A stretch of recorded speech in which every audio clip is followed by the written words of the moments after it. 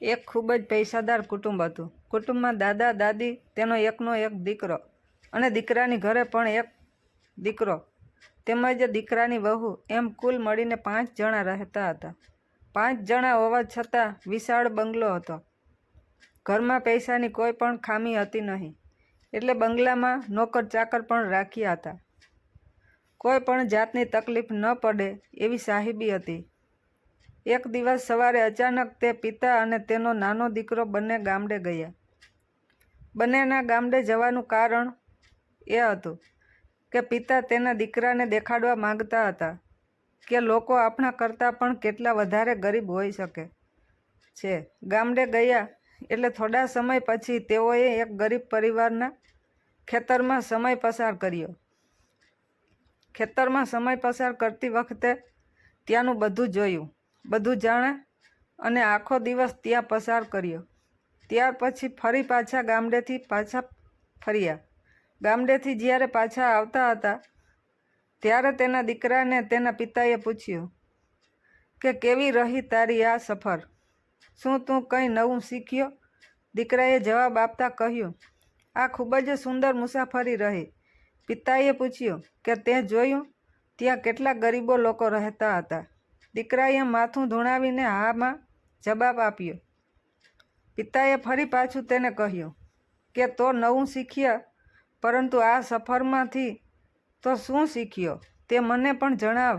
દીકરાએ સરસ મજાનો જવાબ આપ્યો. તેને જવાબ આપતા કહ્યું, આપણી પાસે માત્ર એક જ ડોગ છે, જ્યારે તે લોકો પાસે 4 ડોગ છે.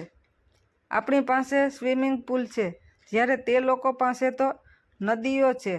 આપણી પાસે રાત્રે ટ્યુબલાઇટ છે, જ્યારે તે લોકો પાસે તો રાત્રે તારાઓ છે. આપણે ખાવાનું બજારમાંથી ખરીદીએ છીએ, જ્યારે તેઓ પોતાનું ખાવાનું પોતે જાતે જ ઉગાડે છે.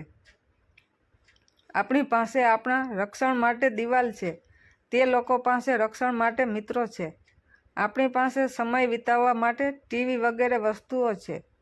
તેઓ પોતાનો સમય તેના પરિવાર સાથે વિતાવવાનું પસંદ કરે છે.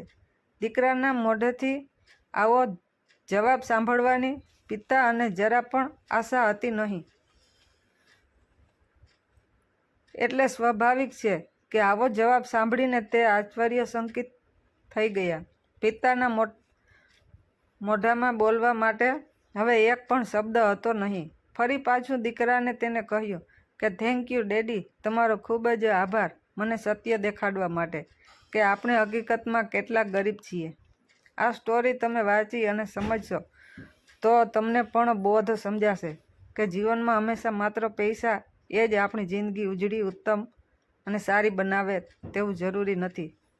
અલબત્ત પૈસા જીવન જીવવા માટે જરૂરી અને મહત્ત્વનું છે, પરંતુ સાથે સાથે આપણો પ્રેમ, આપણી સાદગી, આપણી કરુણા, આપણા મિત્રો, આપણા સંબંધો અને આપણો આખો પરિવાર આપણી જિંદગીને સમૃદ્ધ બનાવી શકે છે.